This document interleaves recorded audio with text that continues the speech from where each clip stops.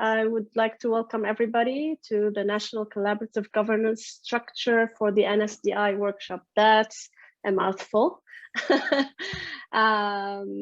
So let me start by introducing myself. Hi, everybody. Good morning. From the Washington, D.C. area, I'm Nadine Alamir, the CEO of OGC. And I'm joined for at least the overview and the background part by Frank Winters, the past president of NSGIC, and Ivan Deloitte, the FGDC executive director. Between the three of us, we're going to try to set the scene for this workshop. As you can see, we have, I think, a very packed agenda for a few hours. So thank you again for your time. This is a follow-up from our first sort of public workshop that we did back in June with industry. You guys are here, everybody on the line, as the crème de la crème to help us, go forward. So we figured we can make some progress by having a small team think together through the issues that you see here on your screen. The governance, maybe we can get to a straw man. That would be led by Cy Smith, State Geospatial Coordinator, Oregon. Then we're going to see if we can build on that straw man to define the focus area. So you see us zooming in as geospatial people. So what's the focus area, led by our very own Mark Reichert, Strategic Opportunities Director at OGC. And then we've got the straw man governance concept. We've sort of, zoomed in on a few focus areas. How do we go from here? What's the taking action part? And that would be led by Travis Hardy, Associate VP at Dewberry. And I promise you we'll leave you with your heads buzzing with a lot of potential opportunities for collaboration. I was asked by Mark and Frank to say a few words. So before I hand it over to Frank, who's always, the wise person here, I want to say I am happy.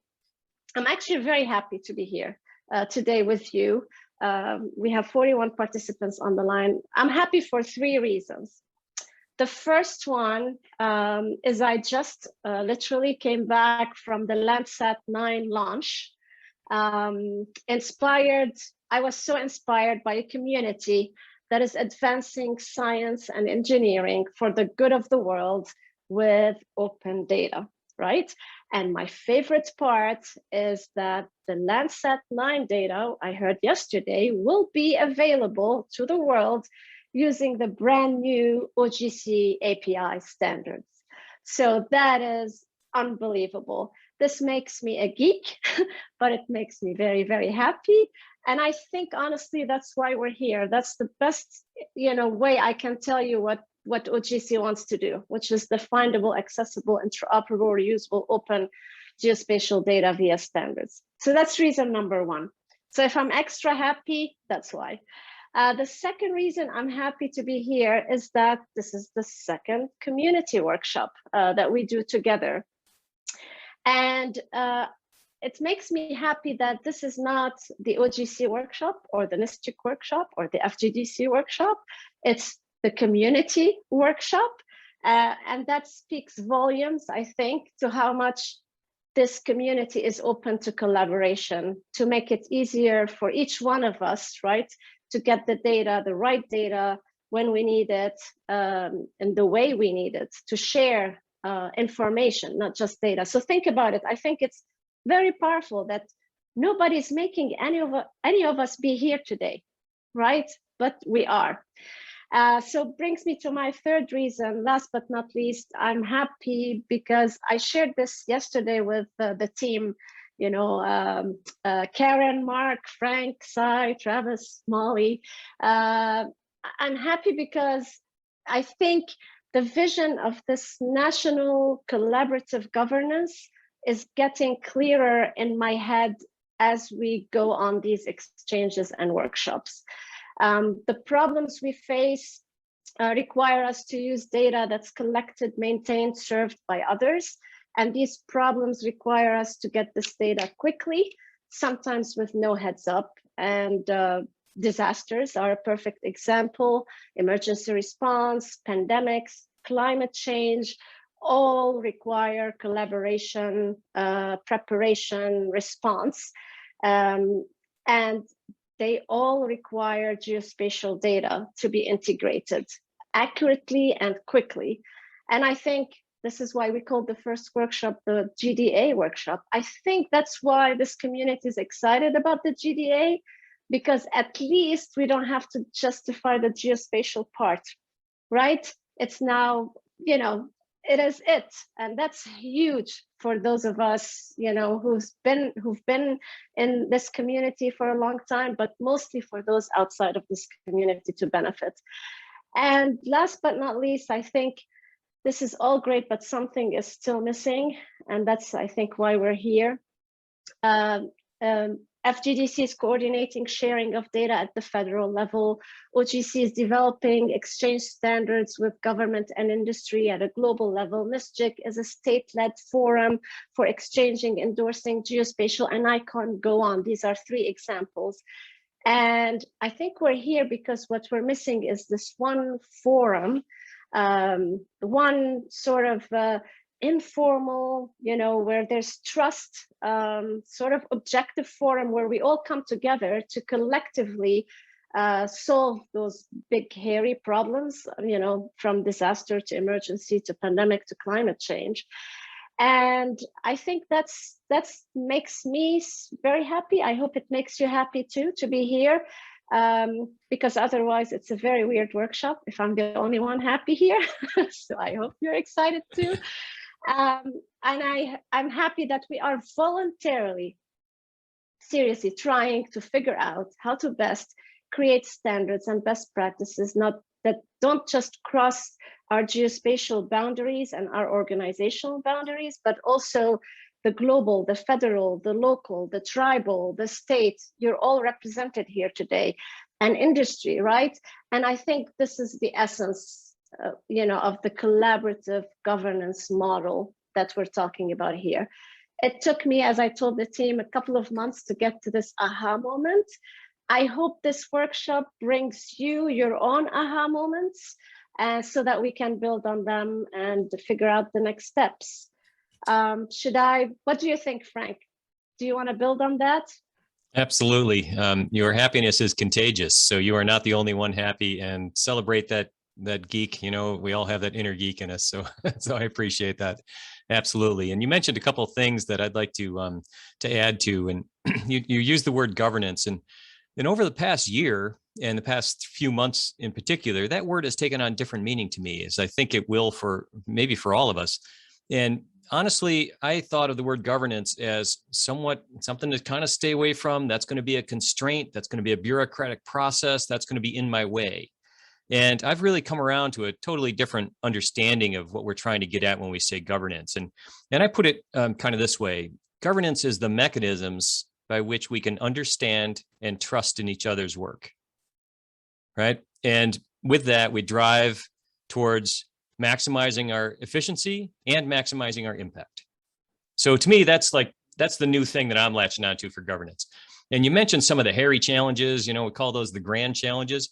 And frankly, those can be pretty overwhelming. Like, what can I do about climate change, right? But then you look at a group like this, and you're like, holy cow, who's to stop us, right? There's a lot of smart people that we then connect with and connect with and connect with. And we have an army of people that can align and rely on each other's work. So, you know me, if you know me, you know that I need my analogies in order to sort things out in my own head. And one that occurred to me is that solving something like climate change, for an example, well, that might be something like touching the elephant, and everybody touches something different. We all have a different view of what that really means. And maybe appropriately, because we all play maybe a little different role. But the analogy of solving climate change might be a little bit like curing cancer. And there's people out there on the front line that are cutting out the tumor or applying the chemotherapy, kind of analogous to the people who are saving the people in the flood today, or putting sandbags down and dealing with the symptoms. And then back it all the way up to people in the other end of the problem, where someone's developing the next sunscreen, or or initiating a program to convince people to stop smoking, or those sort of things. Well, the medical community has a process that is kind of loose, peer-reviewed, leave the ball, pick it up, and everyone can kind of work off each other's work. But they have a North Star, and that is preventing rogue cells from killing people, right? So let's come together and maybe around, as an example, just one of many examples, climate change. What's our North Star, and how does the GIS and the spatial data flow through that? And how do we all play a role that we all kind of head towards that same thing, but make our own individual contributions, right? And are we uniquely positioned? Mark, I thought you might have a thought or two to add to that. You're muted. One of these days, your analogy of curing cancer is an interesting one, because back in the early 2000s, I had a bout of cancer. I had 2 surgeries, 9 months of chemo, and I had about 8 different specialists and pathologists working with me.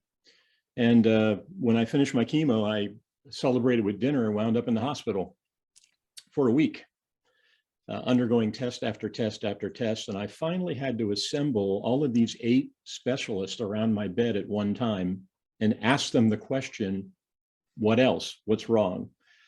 And it wasn't until I brought those people together that I actually had an informed decision. And what dawned on me is that this community has a level of collaboration and cohesiveness that existed back then, stronger than what the medical community had, at least from my perspective at the time. Things have improved, but they still need to improve further.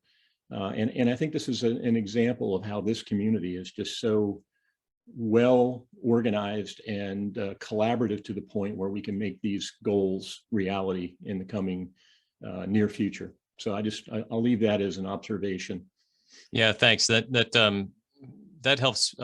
helps me put this in perspective. We are all geeking out on collaborative technology, and I think this industry draws collaborative people. And Nadine, your comments that we're all here voluntarily, that's really kind of bound by an ethical responsibility. So the GDA is the law, and now we all go beyond the law and do the right things for the right reasons. Not because we're not in compliance if we don't, but because we collectively can solve these grand challenges when we figure out ways to most effectively work together. And leave you with one thought, that if you have all the data, if you own all the data you need to get your GIS work done, you're probably doing something wrong, right? Because you're not relying or able to rely on each other. So let's get at those situations, let's set up those lanes, and let's build those mechanisms for trust. That's what I'm excited about, and that's what makes me happy today. So Ivan, what makes you happy? Or how can we make you happy? Well, I'm pretty giddy today. Thank you, Nadine. And I do want to express my appreciation both for you and Frank and both the organizations of NSGIC and OGC and supporting this workshop. And I absolutely agree that the time is so perfect right now for us to be able to work together. And I love the theme of this workshop, trust and relationships. I mean, that's the epitome of success.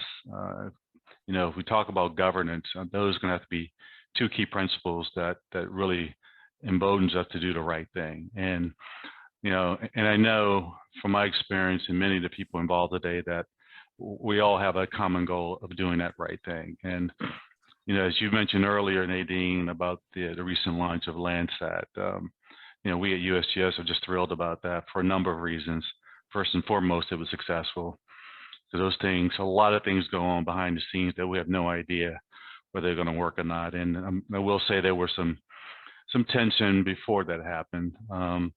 First and foremost, it was a little cloudy out there, so quite sure how the visibility was going to work. But the geospatial skies opened up and we were able to make the launch and able to track. So that was great. But my point here also is that for the past 3 days, I've been participating in the Group on Earth Observations program board meetings.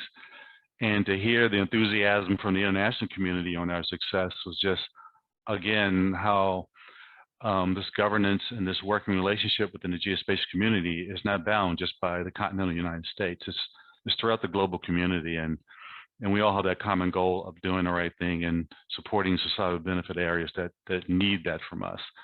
And of course, as we all know, and Frank noted, that climate change is one of those that are on the forefront today, primarily because of the leadership, not only in the United States, but throughout the world, that we need to do something now before it's too late, and the impacts on future generations. But in terms of where we are today, you know, the GDA, it does provide that framework for collaboration. Typically, when we respond to legislation, it's usually not something we want to do, but especially in terms of the reporting aspects. But if you look underneath the cover, there are a number of things that allow us to do some pretty creative work. The law is written, in my viewpoint, in general terms, that we can interpret this in a number of ways. First and foremost, what we're doing today about governance. It doesn't give us a lot of specificity around that. So, but it does expect that the federal government will work with stakeholders to identify what works best for all of us. And that allows us to be innovative and creative. And this workshop, I believe, will I think hopefully be the starting point of moving in that direction. As you all know, we also, I say lean on, but we utilize the National Geospatial Advisory Committee quite a bit in helping us better understand what's happening beyond the fishbowl, as I like to say, beyond the federal agencies. And one of the things that I think piece of information or reports that Mark Reichert helped lead was the report on PPPs, as well as Cy Smith. A lot of blood, sweat, and tears enveloping those public-private partnerships. And again, even within government and governments, as we think about state, local, and tribal, we all know that the public sector has a significant role in what we do. And if we're going to be successful, we have to ensure that they're at the table early on in our deliberations. And this workshop, I think, is intended to help us move in that direction. Over the past several weeks, and even as I speak now, many of my colleagues and I have been working on a response to an executive order that the president issued back in January, Executive Order 14008 on climate change and the task of tackling climate change. And we are delivering a report today to the White House on the Federal Mapping Service that we're very excited about. It doesn't address everything that we believe needs to occur, but it's a starting point. And one of the things that we will be doing as one of the recommendations in that report is doing an evaluation of the geospatial platform, but also of the FGDC activities. Again, I see the governance being part of that. I see the standards processes being part of that. So I think the players that we're speaking to today and the folks that are participating today will help us with that. And what it states is that it would like for the FGDC to commission a 120-day report, or 120-day study, I should say, with a suite of recommendations on how to take on board many of the requirements of the GDA, but also to identify what is really needed to provide that slither, as Frank mentioned.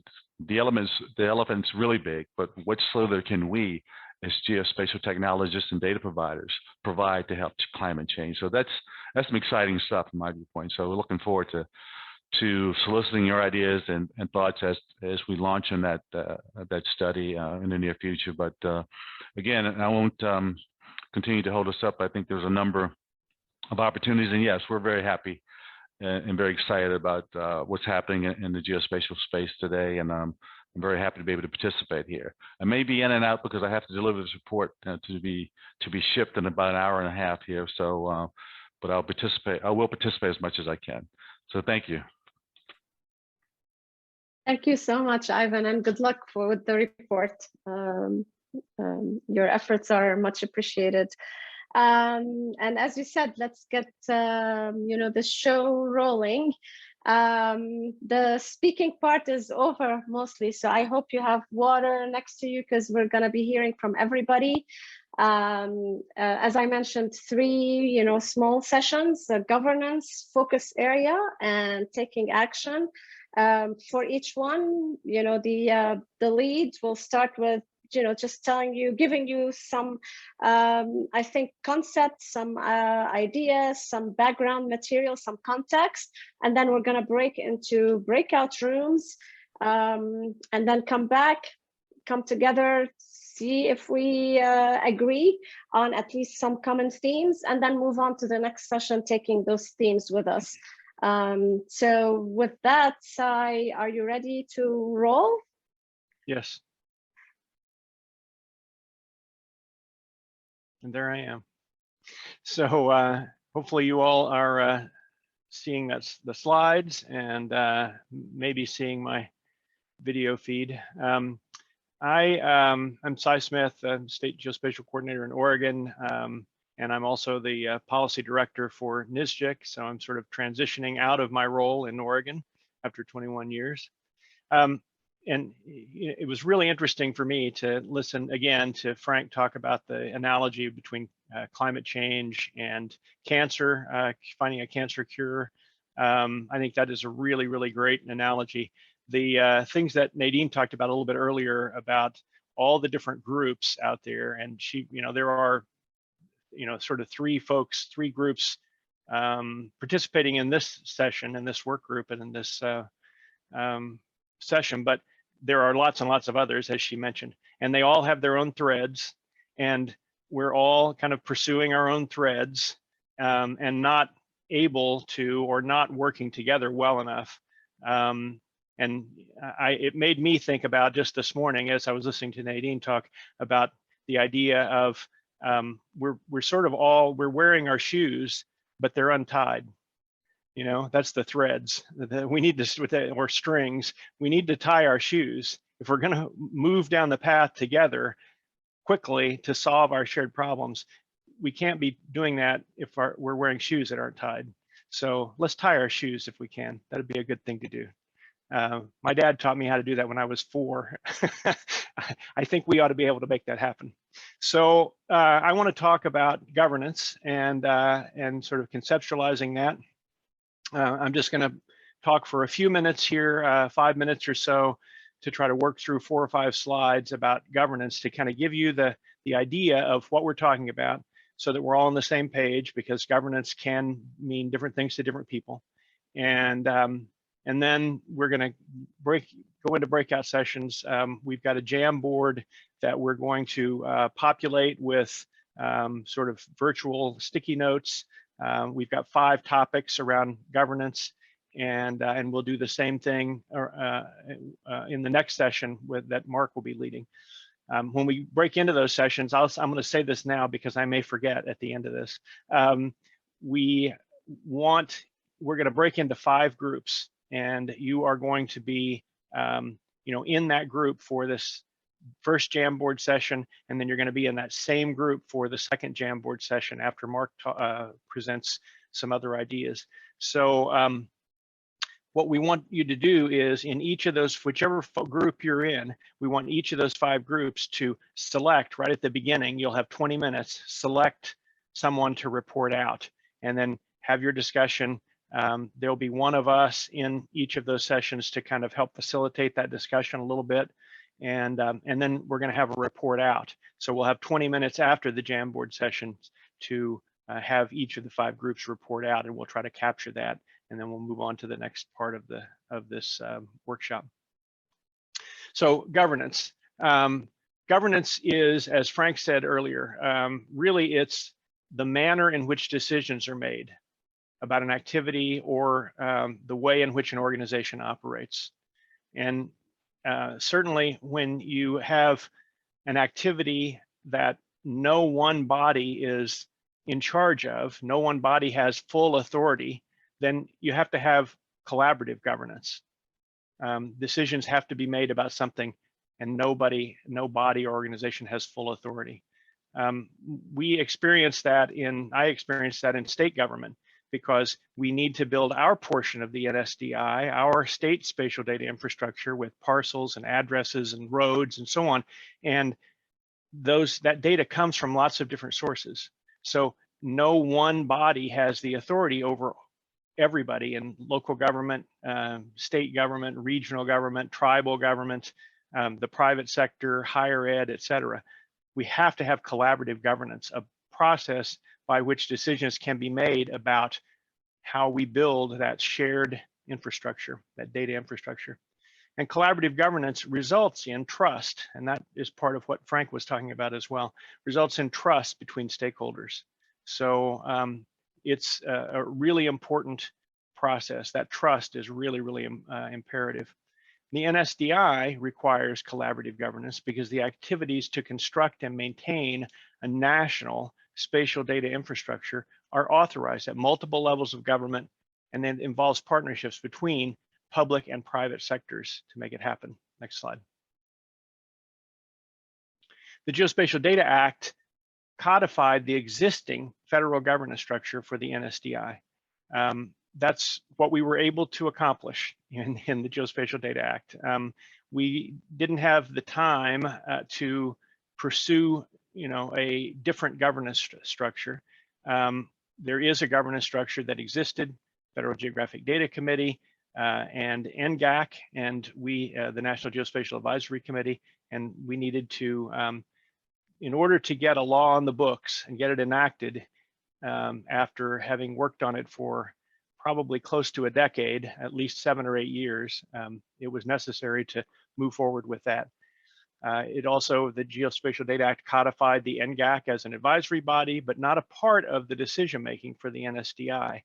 It did strengthen the role of NGAC in decision-making. It tells FGDC, this is, you need to listen to these folks, but it's not, they're not really part of the decision-making. They're an advisory body. So collaborative governance, as I just talked about, would establish an equitable seat at the table for all the stakeholders. And one of the best examples that I can give on this is with regard to parcels. I think most of you are aware we don't have a national parcel data set as part of the NSDI. The big reason for that is that a national parcel data set has no value or meaning for the body that is authorized, the organizations that are authorized to create parcels, and that's county assessors. Many of them, not all, but many of them are elected officials. They simply don't see a value for that in most cases. I'm generalizing, but in most cases outside of their jurisdiction, their county. If they're in an urban area, a lot of times they do see some value in sharing parcels across their boundaries. During emergencies, they may see a reason for that, but for the most part, they don't have a value proposition. They don't see themselves as stakeholders in the NSDI. So we need to give the county assessors or their organization an equitable seat at the table as decisions are made about that data in order for them to really begin to see themselves as stakeholders. Next slide. So we put together a straw man as a sort of a result of the last workshop that we had. And these are some of the sort of characteristics that we came up with about that. The straw man for a national governance model would ensure that authoritative geospatial data is available and accessible everywhere it's needed to support the highest priority activities for the public. So that's the purpose. That's why we believe we need a national spatial data infrastructure. Make sure that the data is available and accessible everywhere. It's available in some data sets are available in some places now, but there are lots of holes depending on the type of data and so on around the country. We need to build trust and relationships and reduce and share risks. So that's another part of the characteristics of a national governance model. Building trust and relationships and reducing and sharing the risk for developing and maintaining the data and using it. We need to share resources to accomplish shared objectives. We need to share an understanding of the issues. And we need a mechanism to recognize, incorporate, and prioritize new issues. So those are all characteristics of a national governance model and the purpose for it. Next slide. As I mentioned earlier, some additional characteristics: all the stakeholders would have an equitable seat at the table for decision making nationally, and you would have You know, you would have subordinate committees and so on that would be part of that governance structure, I think. Procedures and institutional arrangements, though, would be minimalized. We don't want this to be a big bureaucratic structure. It really needs to be flexible, and therefore you need to minimalize procedures and institutional arrangements to the extent possible. And then these are some of the activities that you would need policy making around to align and coordinate, related to data development and maintenance, standards development and approval and implementation, data discovery, recognizing and identifying what is authoritative data and what isn't. And then a key element, data is by default publicly available, although there could be exceptions made with justification to limit the audience for critical infrastructure, for PII and things like that. Next slide. And I think this may be my last slide. As I mentioned earlier, you'd probably want to have, there would be subordinate committees related to the public sector and the private sector for the national governance structure. Public-private partnerships, or P3s, and other innovative partnerships would exist at all levels, but they would be aligned and working toward objectives that are established by the national governance body. So we're not talking about, and this is spelled out in the P3 paper that NGIC produced under Mark's leadership, you wouldn't have, we're not talking about a national public-private partnership for the NSDI. We're talking about aligning lots and lots of public-private partnerships that would all be different and fit to purpose at every level to create pieces of the NSDI, but that would all be aligned to create something that would fit together and could be integrated. Perhaps a not-for-profit would provide an operational platform for governance. So that's an idea that we put in our straw man. And then we would need sustainable funding. That's one of the key missing pieces. Every time you ask anybody what they need with regard to data development, sustainable funding comes up. So not grant funding is great, but that's not a sustainable mechanism. We need to have sustainable funding with shared revenues and benefits to support data maintenance and aggregation. Doesn't make any sense to invest millions, hundreds of millions of dollars building out the NSDI everywhere in the country if we're not going to sustainably fund the maintenance and aggregation of the data over time. And then data governance policies and procedures would be established by the governance body for everyone to keep all their efforts aligned. I think that was the last slide. Let's check. Almost. So a little bit of logistics. Attendees have been assigned, as I said earlier. I wanted to get this out of the way. Well, I had it in my head earlier, but so a little bit of repeat here. But attendees have been assigned to one of 5 breakout groups. Mark just put the Jamboard link into the chat, so you can click on that. Each group will be facilitated by somebody from NSGIC or OGC staff. So I'll be in one of those, Mark will be in one of those meetings, Nadine will be in one, Frank will be in one, and Jenna from NSGIC, the NSGIC president, will be in one of those to facilitate. We'll use the Jamboard to capture thoughts and priorities, and as you'll see when you get in there, you can easily grab virtual sticky notes and type an idea on it and post it next to one of the 5 areas that we've, or they're called lily pads in Jamboard, one of the 5 lily pads that we basically topic areas that we have in already populated. And the areas for governance are governance home or host, governance structure, existing collaborative governance models, governance performance metrics, and governance characteristics or principles. And the Jamboard link is there on the screen as well. And we definitely want you to nominate a representative to report out to the workshop attendees and just kind of help us pull together some of the ideas that your group has posted on the Jamboard and that you've talked about in your over the next 20 minutes. So with that, I will throw it back to whoever needs to take it to give any further instructions or and get started with our Jamboard session. So just a little bit of advice. Once we go into breakouts, the chat will be gone. So I suggest everyone open a browser with the Jamboard link now. And we're all going to be working in the same Jamboard, so less is more. If we can get the idea across with 3 words, let's not use 10. Very good. So how do we break out? Who starts that? I think that will automatically going. happen. So you'll get an invitation to click and that'll take you into your session. Is that right?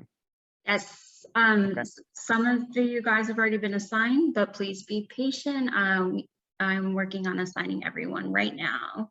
Great. Thank you. And you'll see the invitation in the lower right, I believe, and just accept. You'll be able to go. I feel like I've been on a transporter in Star Trek, you know, just moving from place to place. That was too quick. We were just getting started. Like, I can't possibly have been 20 minutes. yeah, it was starting to get good. Time Oh my flies when you're geeking out. Well, there was something I Wow. learned in wilderness recreation courses I took in college. You bring people into a program, you get them going, you cut it off at a point where they want to come back for more. You know, you never belabor it, right? Yeah. So I just felt like I want more of that. Well, I don't know about the other facilitators, but I thought this was just an excellent show of the combined intellect and passion that we have in this group today. Watching these sticky notes fly in, just amazing. It is, but we need to rethink this before we do it again, because holy crap. There's too much. So, and I mean too much in one Jamboard. So, oh, there's another one I need for us. We used blue, so thank God, but you know, that's the only way we could keep ours straight. Yeah, so I think for the next breakout, we'll be color selective. That was a great comment. We should have thought of that, but we can always improve every time we do this. Yeah. A lot of interesting feedback on this. Why don't we just go ahead by group and have the leads brief out at least their perceptions from their group's point of view. What do you think, Sai? Sure. So because we didn't have time to have anybody else do it, and it was so confusing, I agreed to do ours. That wasn't originally my intent, but I'm the one who captured the notes. So I'm going to report out for our group, and then what I miss, if anybody in our group puts something on the Jamboard that I don't say something about, let me know. So under governance, home, and host, we had that it would be important to identify the method of collaboration, that authoritative sources should be identified, and then the data should be served from authoritative sources. I'm not sure that all of these necessarily fit within that topic, but that's where we put it.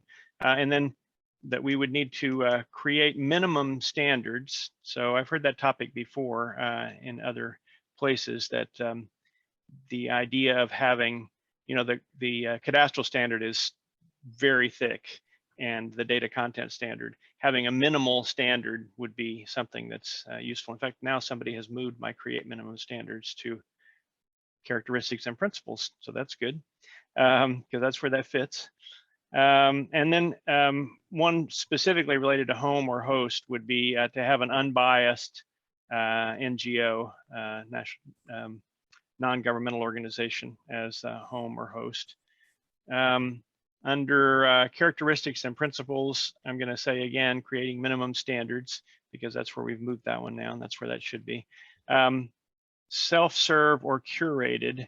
The idea there was that data would be, whether we need to identify whether data should be sent to a host who would then curate the data and so on, or whether the data would be uploaded to something like the Esri Living Atlas or something else, and it would be a self-serve kind of a model. In other words, the responsibility for curating and getting the data into standardized form and integrating and so on would be up to the person who's posting it, or there would be somebody in charge of that. there's a data model in North Carolina that was put forward as a potential example. But the idea, if you extrapolate that, is that they've developed a data model there. We need to take the next step beyond standards. How do you implement the standards? That's a data model. We need national data models for each of the NGDAs. Metadata needs to be, obviously available. That's another part of the characteristics and principles. And then federated services, services that are provided in lots of different places, but federate those so that we've got integrated services. And you're not having to create a new service when you've already got, a set of services out there for a data set. Let's see, governance structure. Governance would include the data lifecycle from local to national. And existing models, we repeated a couple of things that others had said, but any state clearinghouse could potentially be an existing model. I put in there the Alberta Data Warehouse because I think they have a really good existing model that we studied in the P3 paper that at NGAC. What did I miss? I don't think we put anything around performance metrics, but I could be wrong. Did I miss anything from my group? Or anything you want to clarify? No, I think you captured it all there, Cy. Thanks. Okay. All right, that's it for us. Next. So my group was group 2, and Deirdre offered to report out for us. So it's probably a little difficult because the Jamboard is crazy, but our group will support you in your report. So thank you. Thanks so much, Jenna. Good afternoon, everyone. Good morning to some. Okay, just very quickly in terms of governance. Oh, I should mention before I say this, that our group included both representatives from federal government, state government, and maybe one nonprofit, Jenna? Yeah, but I say that well. Yeah, local as well. Thank you. I say that. Yeah, I'm sorry to interrupt, and international as well. Yes, thank you. And I say that because the first thing I'll say is that there was discomfort about having the governance reside, the framework reside within a nonprofit. We felt as though that it should be government. It could be the FGDC, but it also could be something new. And so that was the pervasive thought coming out in relation to that topic. In terms of existing models, we felt like we shouldn't recreate the wheel, that we need to think of how to integrate other geospatially referenced data beyond just the geospatial data many of us are used to. That could be statistical information, that could be climate information, data pertaining to equity, for example. And one of our members shared that there is a good model out there, most recently endorsed by the UN GGIM, that's the United Nations Committee of Experts on Global Geospatial Information Management, in the form of the Integrated Geospatial Information Framework. As part of that, there are 9 strategic pathways, the first of which is governance. So we could potentially look to that as a model. When we talked about structure, again, let's not recreate the wheel, let's not override what many of us have already done because we've been working hard, but let's make sure that we integrate at all different levels. And then let's see, finally, in terms of characteristics, I think Cy mentioned a few of these things. We want to ensure interoperability through agreed upon standards in order to help find the most authoritative, and not only find, but use the most authoritative data and sources. Let's do a little bit deeper dive in terms of metadata and go as far perhaps as the feature instance level. Another good point was that we must be able to have a mechanism in order to provide feedback. And I don't think we got to performance metrics either. We didn't. Okay. Thank you. I think that was really complete. Anybody from our group that felt like we didn't mention your thoughts? All right, silence seems to be the consent, so we're good. Thank you. Great. So group 3, we'll hand it right off to Megan. Megan, thank you for volunteering early to report out for us. Absolutely. Thank you very much. Megan Compton, State of Indiana. We had a really spectacular group and we didn't really follow in a circle around the pattern. So thank you, Karen, for putting the Post-it notes and folks who put the Post-it notes where we think they should go. What we talked initially at first about what missing governance might mean. So why giving some relevance to why we need governance around this, and without governance comes some inherent risk. And there's risks involved of duplicating efforts, risks of missing data, risks of inaccurate or unreliable data. So right off the bat, just understanding the need and the risk there. Some ideas around metrics were, how do we measure the acceptance of what the governance model is? Is that something that we can put a metrics around? And I'll build on that too. One of the key pieces, one of the key components is clear and open communication. Getting that message out and then repeating that message over time. The idea that communication breeds more collaboration, and that collaboration breeds greater maturity and a comprehensive workflow, and then eventually a greater level of trust. And even further down that path, can we measure that type of collaboration? Can we understand how many people have come to the same table to review that governance structure? Also, new governance requires input from a lot of people and a lot of parties. Consideration for what's the rollout of the NSDI. Can these be sliced into smaller pieces that are separately governed, or could have a separate governance around each piece, so that we're not trying to eat the whole elephant at one time, but also it might breed a little bit of opportunity for change in one area and not change across the entire spectrum. Also, governance needs to be baked into the business process and the systems. And in my head, I think I went to the technology of those systems, but also the use cases need to be defined for the governance to be clear. The idea that governance could fit into a maturity matrix, I think that's a really neat concept. And we kind of put that right there in the middle, because I'm not sure which one of those it fits in. And then understanding that there's governance at all levels. Is it only at the top or from the top, and is it set from the ground? So does the governance start at the local level and then wrap up and roll up to the world, to the national level, to the world, or does it go from the national level down? And I think it depends on the data set. What's kind of the consensus in the room. And I think the last thing is that governance requires a change management component. So we have to be able to come back and which fits into the data lifecycle. We have different changes based on different types of data, and those changes need to have a change management component as part of that lifecycle. I think that's it. Frank or anybody else in the room, I leave anything off? Spectacular job. Thanks, Frank. Yep, thank you. Okay, I think we had group 4, and Chris Rado has been kind enough to summarize, and it's always hard going after the first 3. But Chris, over to you. Okay. Can you guys hear me all right? Okay, all right. So I think we kind of started out a little bit talking about, like, under existing models, and we started talking about the NINA NextGen 911 format, and that's kind of not just a model, but also a governance structure, because they have models for everything.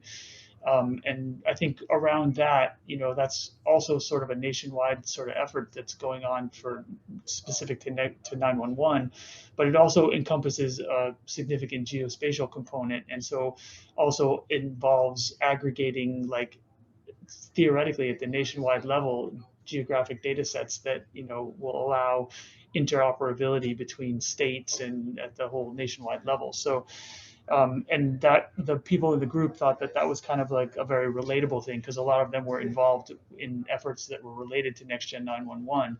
And so, just like sort of the way that NINA organizes itself with committees and standards and things like that, this is sort of a model that's in works right now.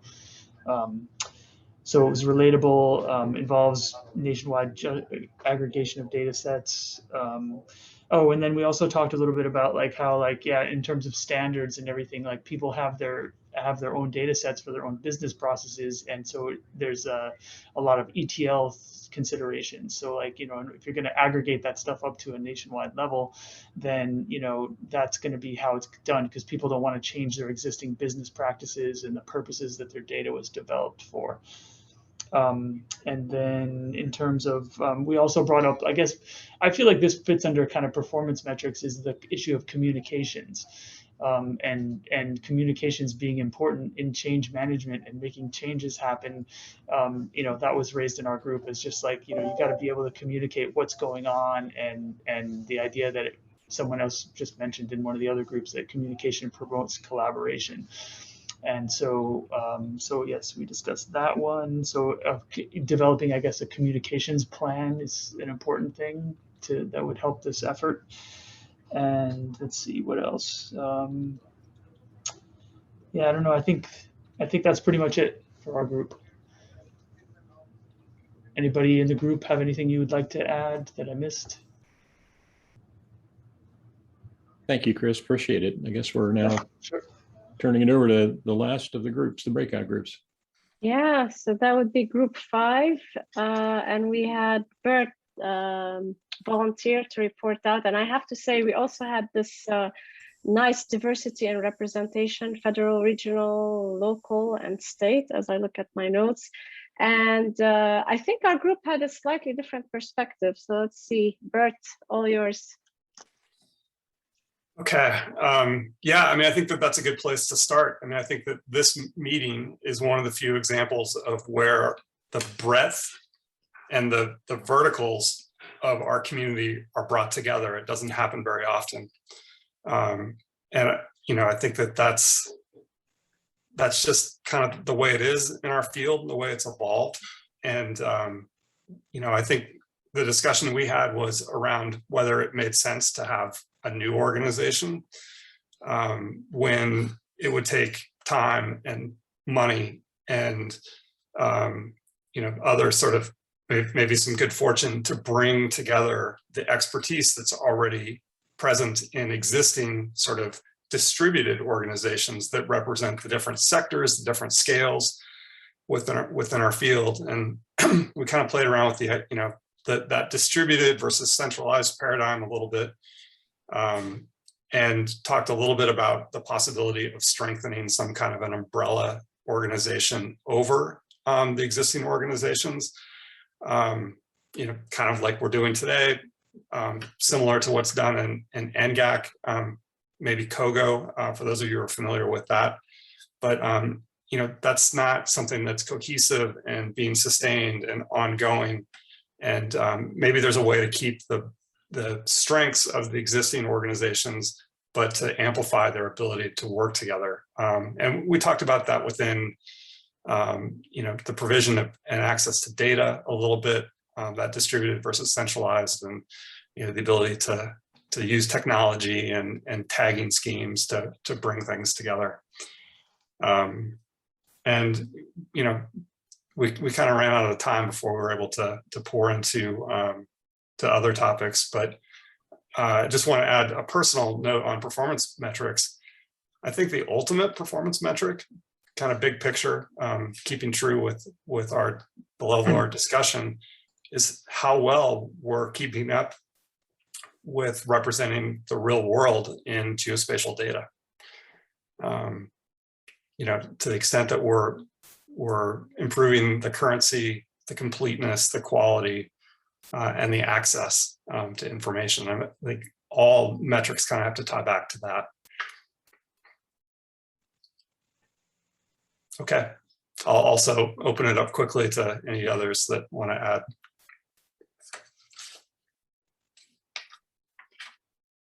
Thank you. That was beautiful. Appreciate it.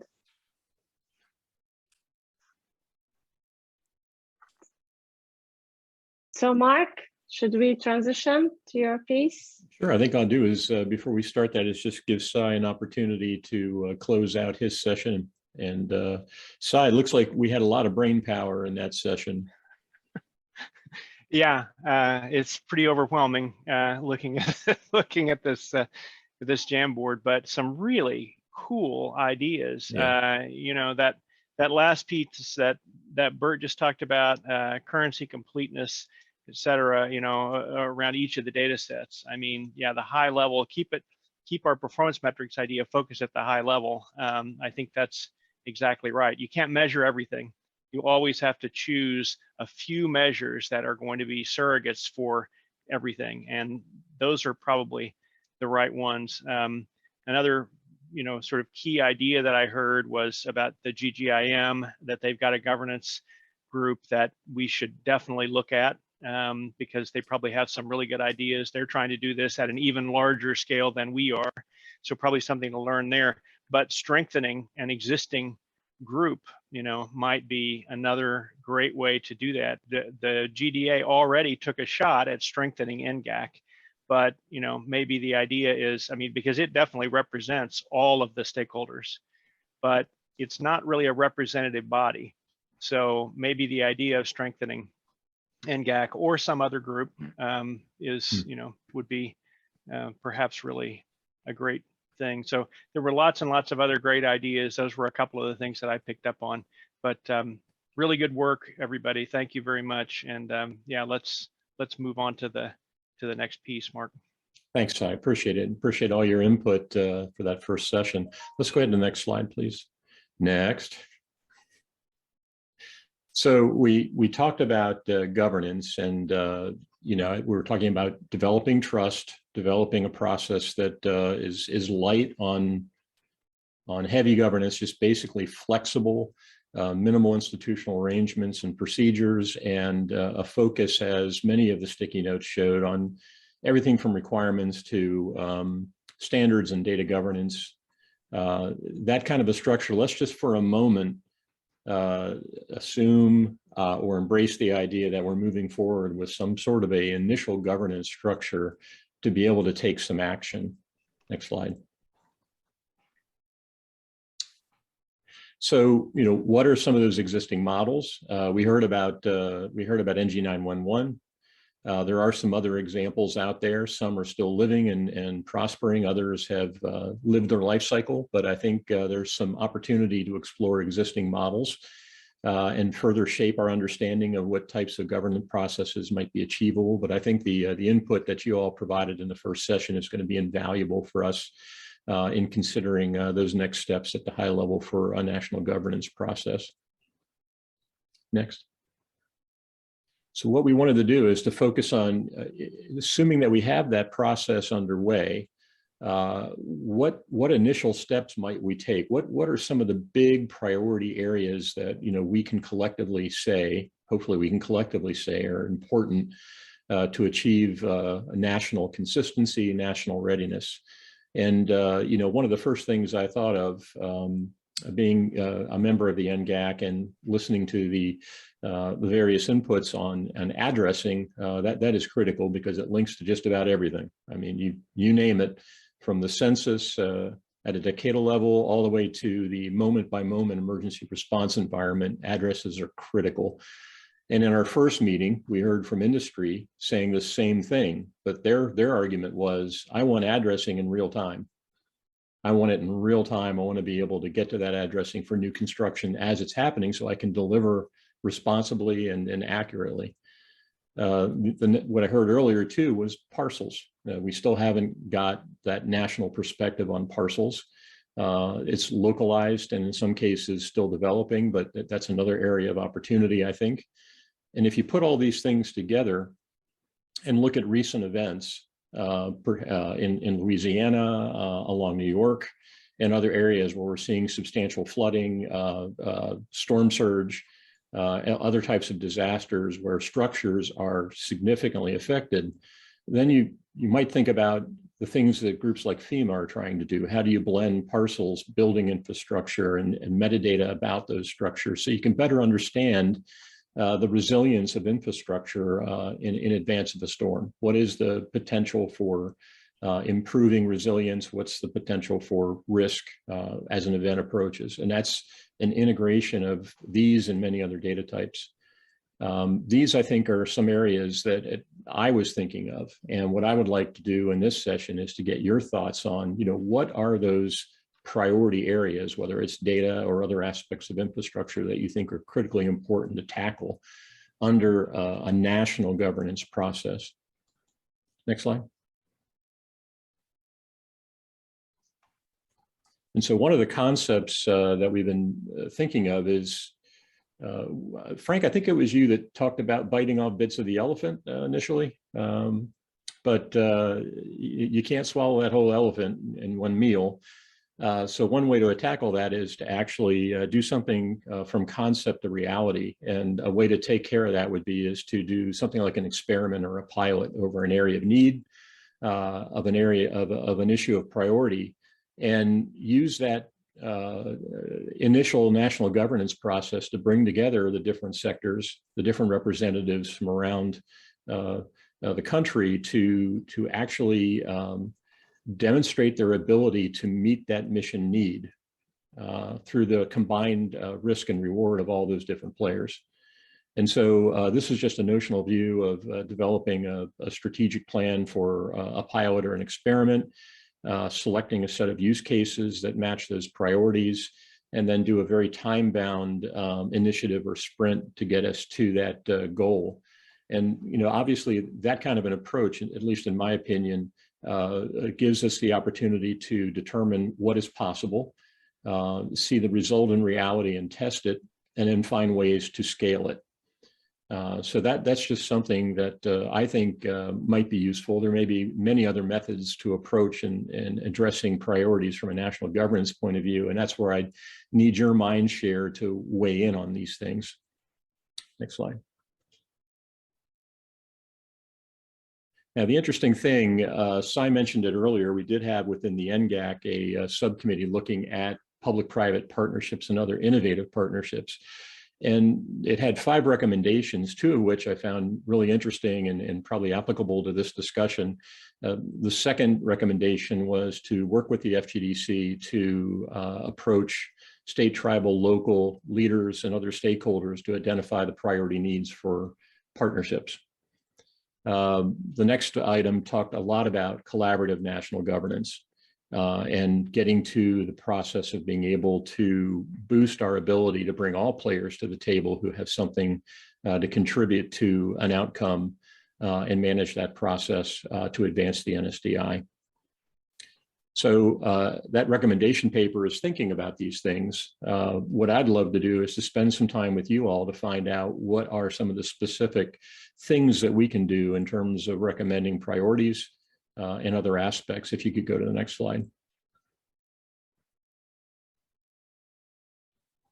So we're going to go back to the Jamboard, and I think this time with a little bit of guidance from Amy or someone on the staff to pick a color. Maybe what we'll do is we'll ask each group before you leave to pick a color so we can tag those sticky notes by breakout group.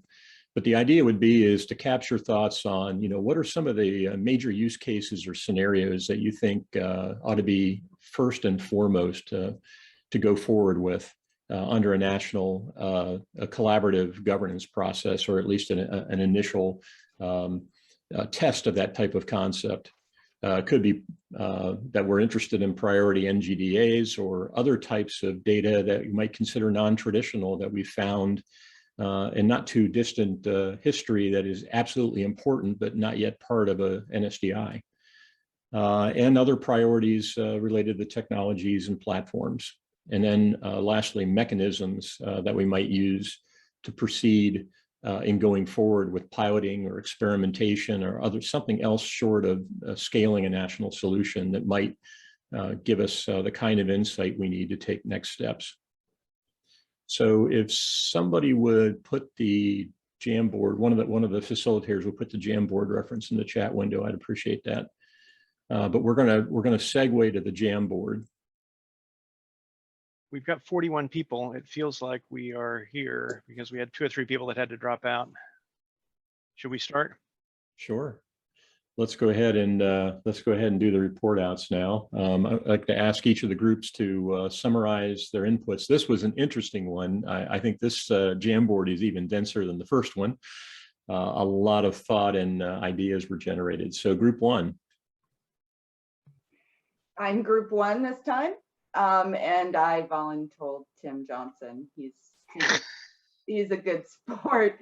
Tim, I'm here to support you. So maybe take a crack at it, and anyone from our group can jump in. Okay, thanks, Jenna. Jenna's a person I can't say no to. So here goes. We had a very energetic group, lots of great ideas, too many, honestly, to cover in the span that we have. So on the use case side, we thought that NextGen 911 was the most compelling of the use cases because it involves lots of types of data that are multi-purpose and use. We believe that we need to pick those use cases that apply to all stakeholders so we can fully engage the stakeholders. Use cases that involve groups such as finance, elections, climate change and resilience, emergency response and disaster response, and facility management. On the priority themes, and we settled out on several that are really important. Overall, the core NSDI themes we thought were all critical, but specifically folks mentioned orthoimagery, LIDAR, hydrography, and parcels. In terms of mechanisms to pilot, we heard OGC, the OGC pilots where all stakeholders are at the table are a good example of what we should be doing. Engagement of tribal folks across the country in developing this. In terms of priority technologies, someone emphasized the loosely coupled sharing of data, those technologies, and consideration of open sources versus proprietary systems. And finally, interoperability beyond just the geospatial data and software. So interoperability across different types of systems. In terms of other priorities, underground infrastructure was mentioned. Other data priorities, that was the center block, I believe. So those are the primary thoughts, but there were many other things too that in the interest of time, I'll wrap it up. Thanks, Tim. Anybody from the group have anything to add? I think Tim you did an excellent job capturing all of our conversation. Can I add just a quick thing? Yeah. I have learned so much in those 10 minutes about the pain points around parcel data from this group that I never knew before. So thank you. Well, that's great. Like Let's another go. 10 minutes? I got lots. Let's go with group 2.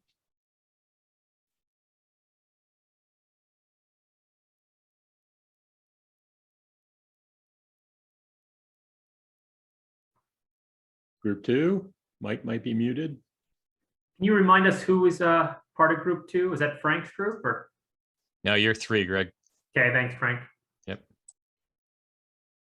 Did we not have a facilitator for 2? Would one of the representatives of 2 please step forward? I started out in group 2, but was shifted to group 1 magically somehow, and I don't know how that happened, but so I participated in group 1, but I started in group 2. That's interesting. Let's just for the keep the pace going, let's go to group 3 and we'll come back and try to go solve the group 2 problem. All right, yeah, so this was Frank's group, and this was definitely a high-paced session there with trying to capture and jot down a ton of stuff. So we'll see if I can actually even read my handwriting, but a ton of good discussions in this group in this session.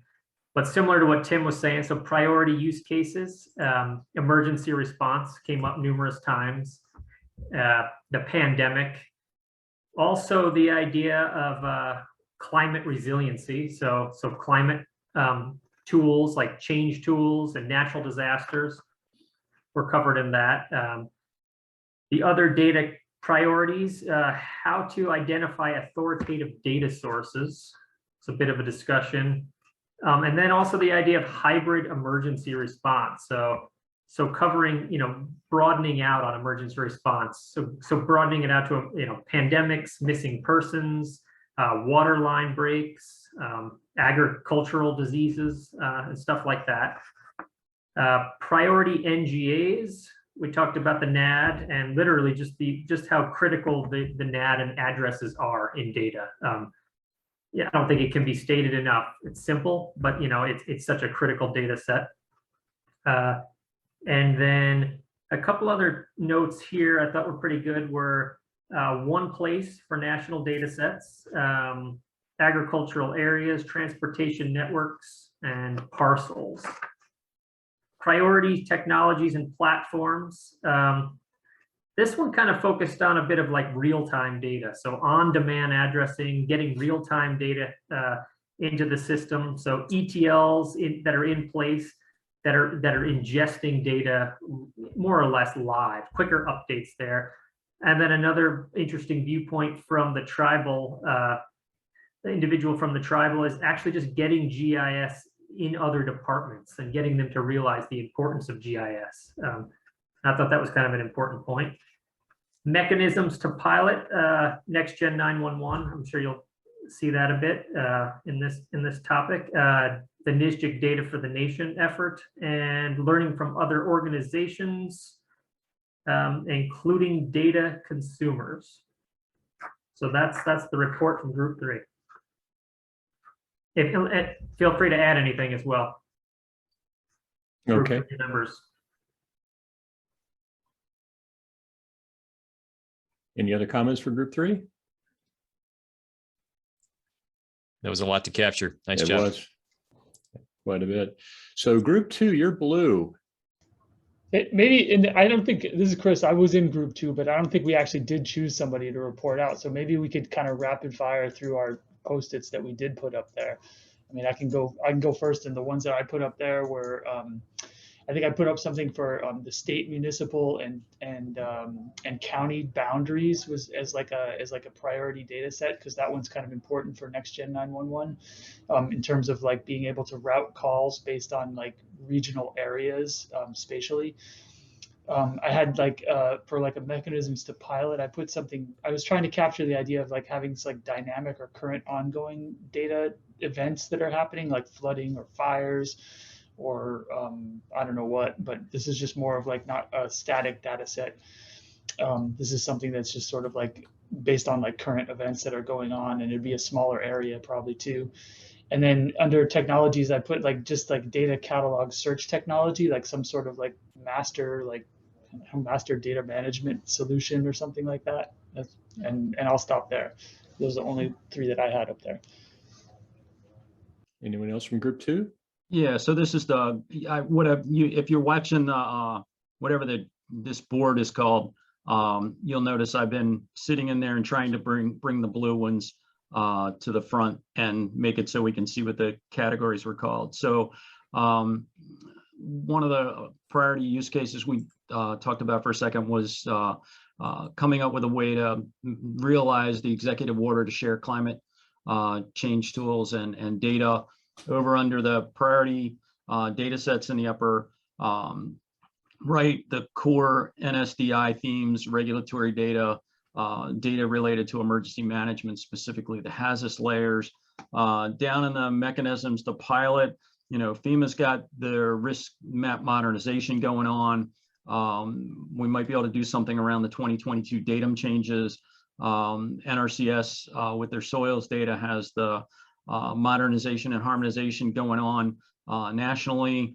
Also thought that the back end of the pandemic hopefully there'll be some kind of GIS hot wash where we'll look at how all of that information came together. And so we might get some either training or tabletops or something out of that might be a way to bring some of this in. And then under the priority technologies would be things like the Geo platform. Okay, thank you. Anyone else from Group 2? All right, we were Group 4, and I think Steve Steinberg, you were going to give us a summary. Yes, I was voluntold to do that. So I'll start by saying we had a lot of duplication with the former group, so I'm going to try and just add in a few that were maybe not highlighted as much. Under use cases, we talked a bit about around addressing the idea of mileposts, both for non-addressed locations on highways or on trails, things that may be harder to find with non-traditional addresses, and also sub-addresses for suite numbers or large campuses or apartment buildings. Some of that tying to the Z as well as just the unit numbers. So number of things there. We also talked a bit about mobility data and social vulnerability or diversity, equity, and inclusion types of use cases and data sets that would be others to add there. And then another one that came up in that area was election management and geography, so jurisdictional or election precincts, things like that. So a number of things around use cases and sort of data priorities related to those.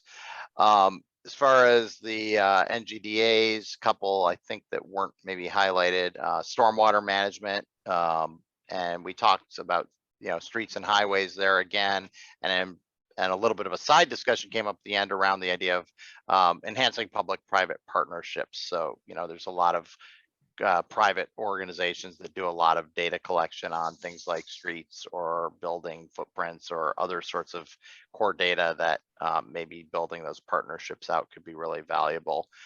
As far as some technology platform things, we also echoed on the ETL and getting the data moving that was already addressed. But I think the one that was unique to our group that we talked about was communication channels, or some kind of a way to better share news and information and who's doing what. We don't really have a mechanism for that cross jurisdictional and cross levels of government and private and NGO sectors to know who's doing what where. So having a technology that would facilitate that kind of communication across the industry.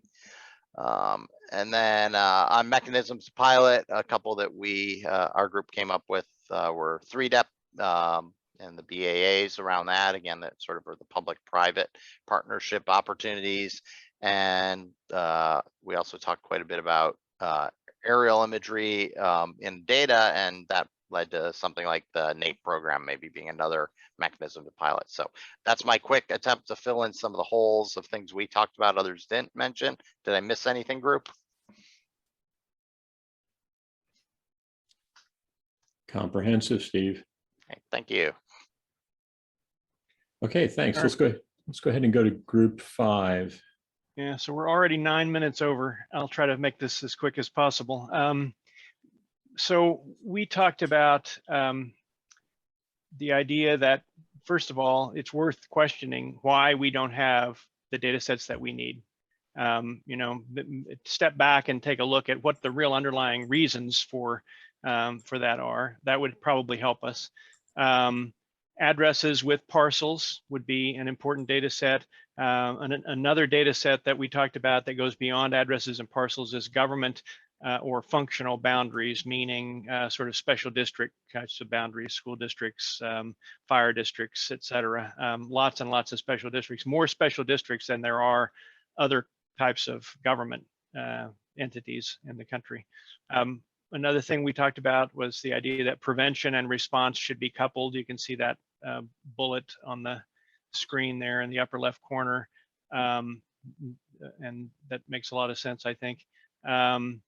We talked about that we need to identify an owner, and it's hard to identify the owner of a national data set. So identifying the owner for parcels or hydrography is something that really needs to be done. There needs to be a connection with census. Census, if we're talking about addresses or parcels, census is a key player there.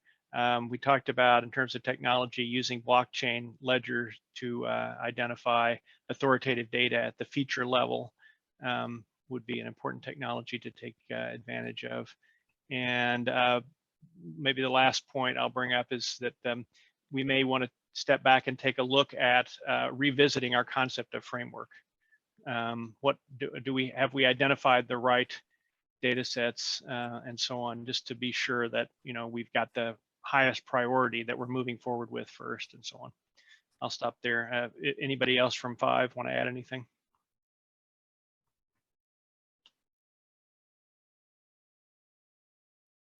I mean, you did a good job, Si.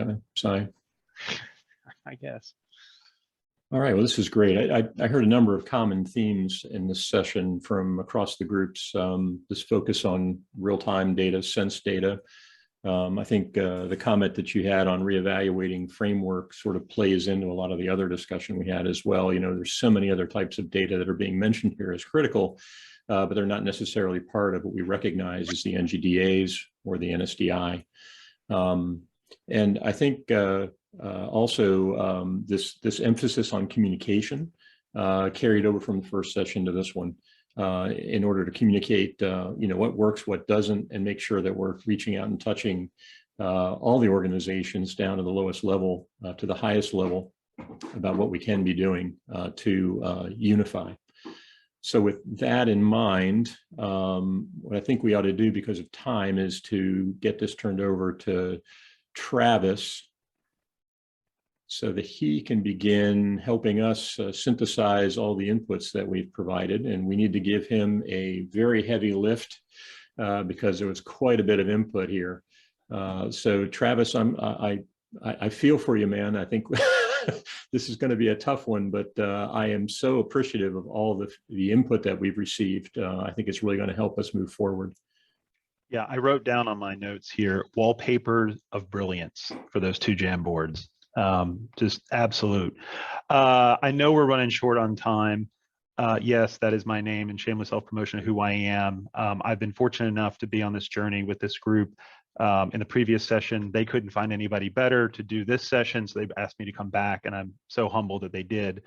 At the risk of abusing more time to the shock and horror of our organizers, I do want to try to start off with my moment of awe to help put a bow around this. And that really was touched on, I thought, by Bert Granberg from Utah, in the sense that, you know, these amazing coalitions of the willing that these 2 organizations have been able to bring together, both over 100 participants last time. I know at our peak, we were somewhere over 40 in this session. And what that led me to, my moment of awe, led me to my moment that Nadine talked about of aha. And it wasn't as magnificent as the Landsat launch or curing cancer as Frank talked about earlier. But I do want to put somebody on the spot. She has no idea I'm doing this. Jenna, do you have your video on? I only see the screen here. It is now. Okay, wonderful. Thank you, Jenna. My moment of aha came within 1 minute of the start of this session. And I want you all to focus behind her because I was just amazed. When I was little, I had to go to quilting bees as a child and help with auctions and selling quilts and moving supplies around. And I still to this day can't freaking sew a button on my shirt, but it crystallized, when I saw Jenna's background, it crystallized something to me today. And I have been struggling with an identity for this group and the subsequent conversations. And that's one of a quilting guild. And if you all don't know what a quilting guild is, you know, I did a quick Google search and it says quilting guilds are packed with people who are cut from the same cloth, sharing the same passion for fabric, sewing, color, and beauty. And that was my moment of aha for everybody on all of these screens that are a patchwork of screens that are in front of me right now. And also all that everyone does from where you are located and how you contribute to a national patchwork quilt of geospatial data. And so, you know, and it even ties back to what Si said, where we're all pursuing our own threads. So I'm just going to hang that as some of the starter of, you know, my own kind of convening of you all, because, you know, I also thought about, I Googled this other definition, what is a modern day guild? And it's a group of persons of the same trade or pursuits formed to protect mutual interest and maintain standards. And that was my moment of aha for today. So thank you all for letting me have that. Now I'm going to do my best to live up to the last, 29 minutes that I have to try and convene you all. Emily, do you by chance have my swim lane PowerPoints that someone named Karen Rogers has been diligently trying to populate? And I will forever be in your debt, Karen, for attempting this. So if we could bring that up, let's see, is that, and if you could go to the, there it is, okay. If you could kind of, yeah, maximize as much as you can that first slide as Karen's working on the second slide. So what I wanted to share with you in the limited amount of time we have today is we gave Karen the impossible task of trying to distill the wallpaper of brilliance into some key themes. This is not us cherry picking a staff. This is us promoting a dialogue and trying to move your feedback into impact for today. And what I want to do is I want to start on this perspective of governance, and we'll move to the next one of pilots and see about themes that resonate into an objective that we could create, not over the next 6 years, but in the next 6 months. So by June 1, what is a major breakthrough that we could try to write down today as an objective and some key results, an OKR, if you will, to work on in a very short amount of time, probably to continue this session, because I really believe there's some magic here in this Geo Guild that I'm calling you all today, that we could focus on in helping to contribute and advance governance for NGDAs. And I know I posed that question to 41 of you, but I'm seeing a lot of really great ideas out there. And I really want to see what you all have learned from your peers today and what kind of ideas or an aha moment that came up for you. So with that, I'm going to open the floor up.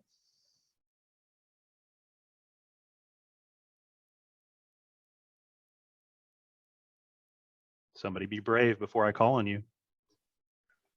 I'll be brave and bring up one I mentioned from our group a moment ago, and your guild idea gets to, which is the communication across the discipline, across the professional, levels. What we're doing here needs to happen for everybody, because that's our biggest gap, I think, is knowing who's doing what and how we can all coordinate. So, I like the idea of figuring out how do we replicate that across, 50 states, 3,000 counties, I don't know how many cities, private industry, NGOs. That's a big lift, but working on that communication and building a guild or a guild of guilds is, maybe the framework. I love it. Thank you, Steve. I appreciate you going first. So I think what Steve is saying is as to state it as an objective is replicate the communication around geospatial data that happens within government to include all sectors. And if I could chime in here too, Jim Daly from Suffolk County, New York. Hey, what about the professional associations that we have throughout the country, right? We have, I know in New York State, we have the New York State GIS Association, and then locally we have Long Island GIS. So we have these professional GIS groups that I think are all over the country.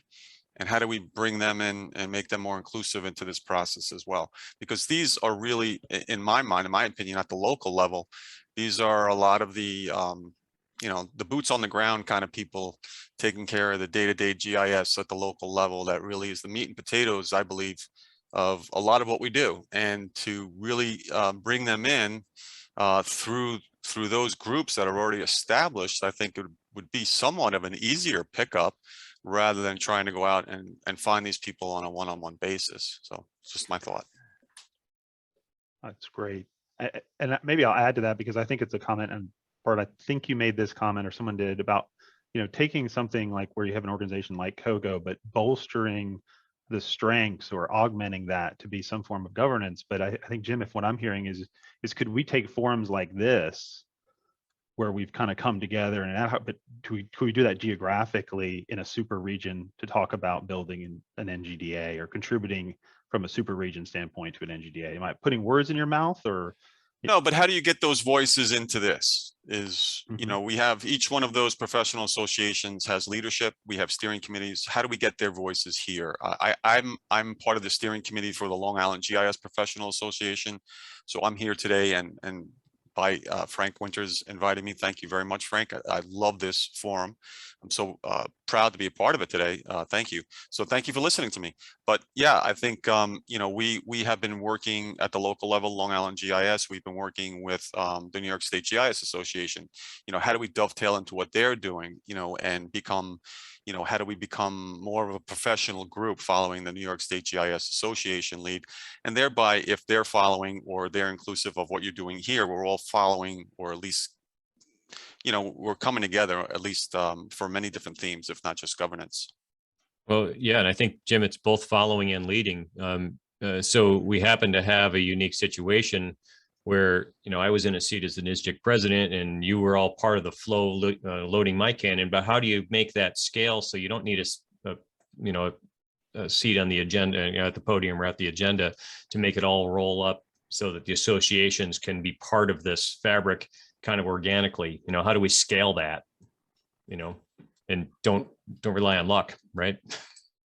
Yeah, and someone said in our group, group 4, that I think it was, you know, we made mention of, you know, ARC News, right, or GeoNet. You know, these are obviously not what we want in the sense of an independent group, but it's NIFC uses that very well to share information as far as fire response and how that organization communicates with its GISS professionals. And I think that's something that I see as missing. I think what Jim's getting at as well is that we need this. What is that notification, or what does that ARC News style platform look for here, to where we can have those people opt in and get that notification and that communication in a more real-time manner, similar to what, you know, just, and I'm kidding, Clay went from the Matt News because it's in a borough and from Alaska here, and we have an ARC user group in Alaska as well. So again, a lot of these, I think, states and counties all participate in these local groups, but it's now pulling everyone together and getting them on this newsletter or these reoccurring meetings when it makes sense to get this